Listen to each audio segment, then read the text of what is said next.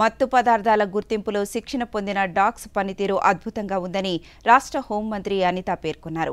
మంగళగిరి 6వ బెటాలియన్ ప్రాంగణంలో 22వ batch కానీన్ handler passing out పెరేడ్లో రాష్ట్ర డీజీపీ హరీష్ కుమార్ గుప్తాతో కలిసి మంత్రి పాల్గొన్నారు.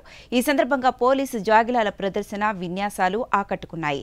ప్రతి జాగిలానికి 2 అంశాల్లో శిక్షణ ఇవ్వడం ఇదే తొలిసారని పేర్కొన్నారు.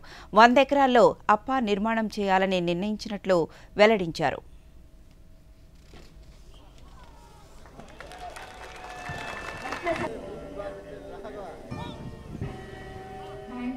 ఈ రోజు గవర్నమెంట్ వచ్చిన తర్వాత ప్రత్యేకంగా గౌరవ ముఖ్యమంత్రి గారితో మాట్లాడిన తర్వాత జాగిలాల్ని స్నిఫర్ డాగ్స్ ని పెంచాలి అనే ఉద్దేశంతో ఆ రోజు గౌరవ డీజీపీ గారికి అదేవిధంగా డీజీ గారు మన ఇంటెలిజెన్స్ డీజీ అడిషనల్ డీజీ గారికి ప్రత్యేకంగా చెప్పడం జరిగింది.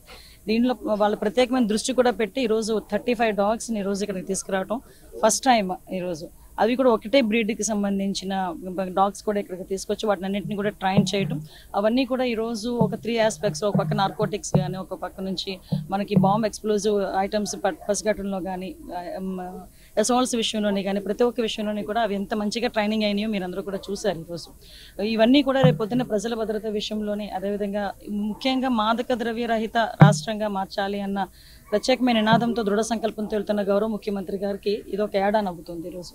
ఎందుకంటే ఈరోజు ప్రత్యేకంగా జాగిలాలను కూడా ఉపయోగించుకొని మాదక ద్రవ్యాల డిటెక్షన్లో